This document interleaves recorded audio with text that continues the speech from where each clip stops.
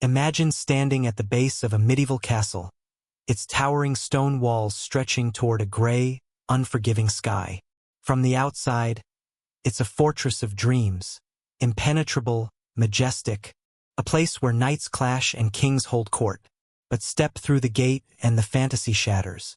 The air bites your skin, the walls hum with a damp chill, and the darkness feels alive, seeping into your bones. Winter in a medieval castle wasn't a cozy tale of fireside feasts and warm halls. It was a battle for survival, where every breath, every scrap of cloth, every flicker of flame was a weapon against the cold. Welcome to Boring History, where we don't just tell you what happened, we make you feel it. Today, we're stepping into the frozen heart of a medieval castle in winter, where the stone itself was the enemy, and survival was a daily miracle. So pull your blanket tight, because this is going to get chilly. Picture yourself inside that castle, your footsteps echoing in a cavernous hall. The walls, some 3 meters thick, were built to stop arrows and battering rams, not to keep you warm. They drank in the cold each autumn, holding it like a grudge until spring. Press your hand to the stone and it doesn't just feel cold, it burns, an icy sting that lingers for hours. Sleep too close, and you'd wake up sick, your breath stolen by frost.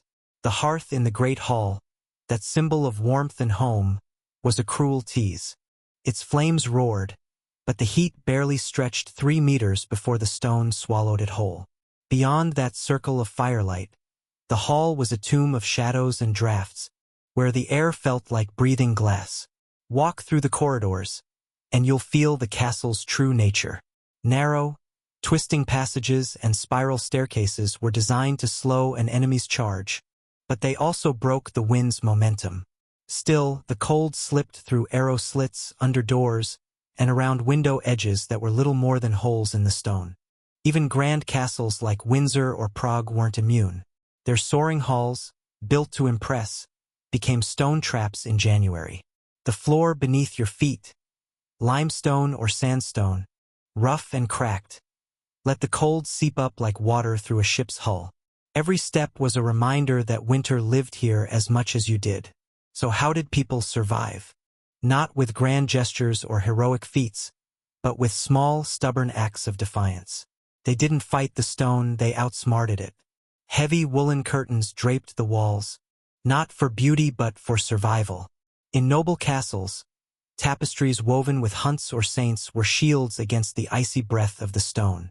In poorer towers it was burlap, old cloaks, or patched bedspreads, anything that could be hung to trap warmth. In Russia and Eastern Europe, cracks were stuffed with moss or clay mixed with straw, like sealing a peasant hut. The castle wasn't a home. It was a battlefield, and every layer of fabric was armor. The hearth was the heart of the fight, but it wasn't enough. You'd huddle close, your face flushed with heat, but turn your back, and the cold was waiting, ready to claw at you. People slept in their clothes, not out of laziness but because undressing invited the frost. Beds were pushed near the fire, and even then your breath frosted in the air. If you were lucky, a dog curled at your feet, its warmth a quiet gift in the dark. Servants and guards slept on straw piles, wrapped in scraps, their bodies trembling against the stone floor. Food was another weapon, not lavish feasts, but steaming bowls of porridge or broth that burned your tongue and warmed your core. A dollop of fat or a pinch of pepper wasn't for flavor. It was medicine, keeping your blood hot when the stone tried to freeze it. Every corner of the castle was a puzzle. You learned where to sit, where to sleep, where to stand to catch the faint warmth of a candle or the residual heat of a wall near the kitchen. The architecture helped in its harsh way. Narrow corridors slowed the wind, and thick walls, while cold, held on to whatever heat they could steal. Small rooms, closets, or chambers were carved out of larger halls, where a single candle could raise the temperature just enough to feel your fingers again. This was life in a winter castle, a constant dance with the cold, where every choice, where to sleep, what to eat, how to move, was a matter of life and death. Now you're moving deeper, your cloak pulled tight as you step from the hall into the shadowed corridors. The air is sharper here, like knives against your skin, and the smell of smoke and wool clings to everything. You're not a lord or a knight, just someone trying to make it through another night. The cold isn't just a feeling, it's a presence, creeping up from the floor, seeping through the walls, slipping through every crack. The floors, those massive slabs of limestone or sandstone, are soaked with moisture that never dries.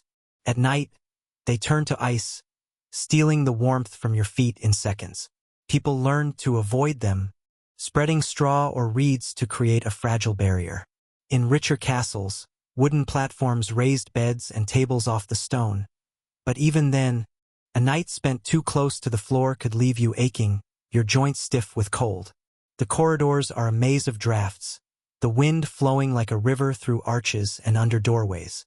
To stop it, people hung curtains over every opening, sometimes 2 layers thick, weighted with clay or metal to keep them still.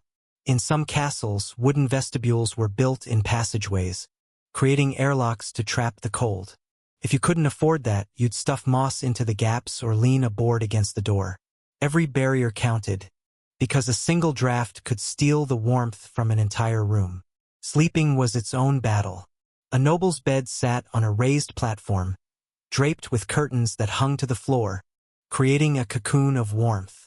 Inside, you'd pile on blankets, wool, fur, or rags stitched together. A heated stone or a clay pot of coals, wrapped in cloth, was tucked under the covers to warm the bed. Servants weren't so lucky, sleeping on benches or straw piles near the hall's edges, where drafts were strongest, huddling under shared cloaks to share body heat. Food was your fuel, and in winter, it was all about heat. A bowl of porridge, thick with lentils or peas, laced with fat, was worth more than gold. You ate quickly, the steam warming your face, the spoon hot in your hand. Spices like ginger or cloves, rare and precious, were medicine, sparking your blood to keep the chill at bay. In the Great Hall, meals were a communal act of defiance. Everyone crowded around the hearth, the heat of bodies and flames mingling. Servants ate simpler fare, bread, broth, maybe cheese, but it was always hot, handed out in cloth-wrapped bowls. Even children were fed more often in winter, small portions of hot milk or broth to keep their bellies warm. The castle was a community, and that community was your lifeline. No one survived alone. People slept in groups, their breath and body heat mingling in the dark. Nobles shared beds with their families or trusted servants, while servants piled together under shared cloaks. Animals were part of it too. Dogs, cats, even goats were brought inside, their warmth adding precious degrees to the air. In some castles, sheep were kept in the lower halls, their bodies heating the space while they slept. This wasn't about companionship, it was strategy. A dog at your feet could mean the difference between waking up warm or not waking up at all. The castle's architecture helped, too. Narrow corridors and spiral staircases slowed the drafts, while thick walls held on to whatever heat they could capture. Kitchens, with their roaring ovens, were havens, their warmth seeping through the walls to nearby rooms. As you move through the castle, you start to see the small, gritty details that make survival possible. The windows are your next enemy. They're not sources of light. They're traitors, letting in drafts that can freeze a room in minutes. Most castles didn't have glass. It was too rare, too fragile. Instead, windows were covered with thin sheets of horn, mica, or stretched animal bladders, letting in a murky, yellowish light but little protection from the cold. When winter hit, they were sealed shut with thick wooden shutters, sometimes nailed in place. Inside, curtains of coarse cloth or old hides were hung, stuffed with moss or hemp to block the wind. Historical records from Chartres and Prague Castle show purchases of wood and cloth just for this purpose. A dark room was a warm room, and light was sacrificed for survival. The floors, alive with moisture, were a constant threat. You'd cover them with straw, reeds, or old burlap, creating a thin layer of insulation. In richer castles, wooden platforms kept beds and tables off the stone, but even then you avoided the corners where moisture pooled. Clothing was your armor, layered to seal out every gap. A linen undershirt, a woolen tunic, a cloak, and maybe a fur cape, all tied tight. Hoods and mittens were essential, and shoes were stuffed with straw or wool. At night, you slept in your clothes, maybe adding an extra shirt, your hands tucked under your arms. Beds were fortresses, draped with curtains to trap heat, piled with blankets and furs. A heated stone or coal-filled pot warmed the bed before you climbed in, a small act of defiance against the cold. Food was about heat, not taste. A steaming bowl of soup or porridge, rich with fat or bone broth, was a lifeline. You ate close to the fire, the steam warming your face, the spoon hot in your hand. Spices were medicine, keeping your blood hot when the stone tried to freeze it. Meals were a communal ritual, with everyone gathered around the hearth, sharing the heat of flames and bodies. The castle's architecture was an ally in its own way. Narrow corridors and spiral staircases slowed the wind, while thick walls held onto heat once warmed. Small rooms, closets, or chambers were carved out of larger halls, where a candle could raise the temperature just enough to feel your fingers again. Now you're standing in the heart of the castle, the night closing in. The fire is low, the air heavy with smoke and wool, and the stone walls seem to lean in, whispering their ancient chill. The castle isn't a home. It's a challenge, every room a test. The stone walls, built for sieges, are your greatest enemy, holding the cold like a vault holds gold. You don't fight them, you outsmart them, draping them with fabric, avoiding their touch, seeking out warm spots where life can take root.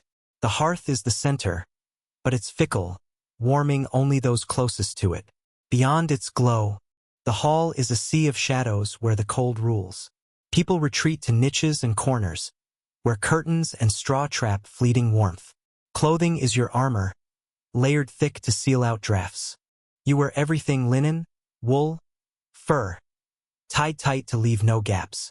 At night, you sleep in those clothes, curled in a bed draped with curtains, a heated stone at your feet, a dog adding its warmth. Food is your fuel, a steaming bowl of porridge or broth burning through the cold inside you. Spices spark your blood, keeping the chill at bay. Meals are a communal act, gathering bodies and flames to push back the cold. The castle's architecture is a reluctant ally. Narrow corridors slow the wind, thick walls hold heat, and small rooms become sanctuaries where a candle can make a difference. But the real secret is the people. No one survives alone. The castle shrinks in winter, its vast halls reduced to crowded pockets of warmth. Nobles share beds with their families, servants pile together under cloaks, and animals, dogs, cats, goats, are brought inside, their breath adding to the heat. Feasts are about gathering enough people to make the air feel alive, raising the temperature with breath and movement. Even the dead, in the darkest moments, are left in the hall until morning, their fading warmth a final gift. This is the rhythm of winter, a quiet fight against the cold, moving from one warm spot to another, never lingering where drafts rule. You learn the castle's secrets, where the kitchen's heat lingers, where curtains block the wind, where a chair by the fire can save you. Here we are, at the end of our journey through the frozen heart of a medieval castle. It wasn't a place of romance or grandeur.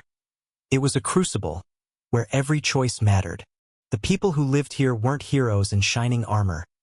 They were survivors, clever and stubborn, finding warmth in a bowl of soup, a shared blanket, a dog's quiet breath. They didn't conquer the cold, they outlasted it one day at a time. If the story made you feel the chill in your bones or the flicker of a fire on your face, then we've done our job. Subscribe to Boring History for more stories that bring the past to life. Not just what happened, but how it felt. Drop a comment below and tell us, could you survive a winter in a medieval castle? Until next time, stay warm and keep fighting the cold.